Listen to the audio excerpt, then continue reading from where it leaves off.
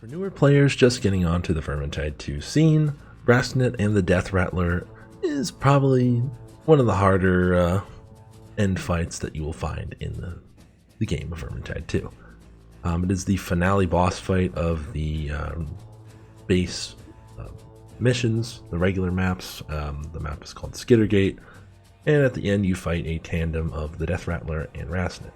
And this boss fight kind of works in two waves. The first part consists of the Deathrattler.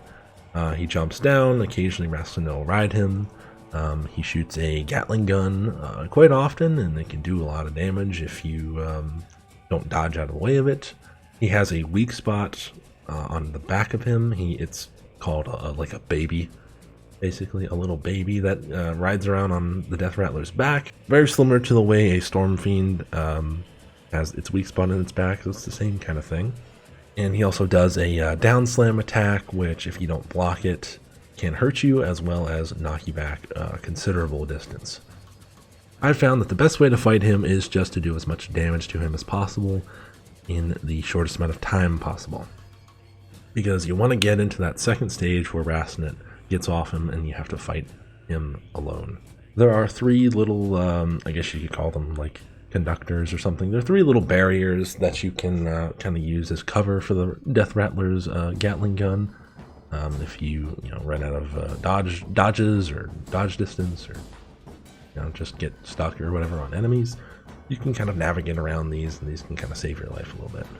When you eventually kill the Deathrattler, Rasknitt will appear, and he will appear in the view that you're seeing here. He will appear in the bottom right corner first every time, and he's got a couple of attacks. He's got these magical tracking spells that he throws at you, and they will literally track you all across the map if need be. And then he's got kind of this like beam that he summons and shoots it out, and that does some damage over time as well as pushes you back a considerable distance. You have to hit him a couple times, and then he will teleport now to the bottom left corner. Again, same thing, hit him again and he will appear in now the top right corner, and then eventually over to the top left corner. So he moves in a Z formation, and then the whole process starts over again. So it's always bottom right, bottom left, top right, top left. When he teleports, if you're close to him, it can kind of knock you really far away. So this can be useful if not everybody's alive, you only have like 2 people or something. You can use his knockback to put you into the next area where he's going to be. Of course, if there are no enemies around, because you will be defenseless while you're airborne. But it's a good way to kind of keep hitting him. But the main strategy for dealing with Rasknitt is literally just for one player to stand in each corner and just kind of hit him a little bit. It's pretty much that easy, I know.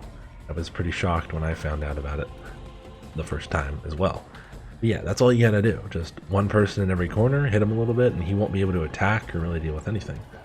The biggest threat really will come from the occasional enemy waves that do spawn down.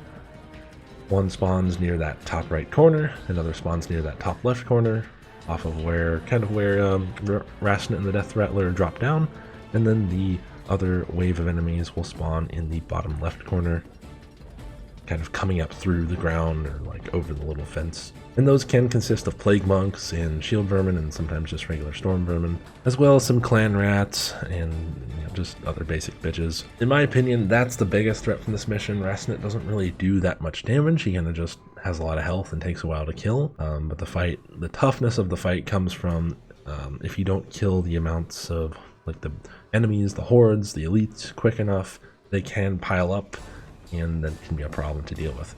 This fight is really only hard if there's like one person left alive, in my opinion, because it's extremely hard to get revives in this fight. The respawn point is near that top left corner, kind of behind that that barrier to the top left. Everyone respawns there. But the thing is, Rasknitt and his tracking shots, they hit you. He fires them pretty quickly, if he's just going to stand there.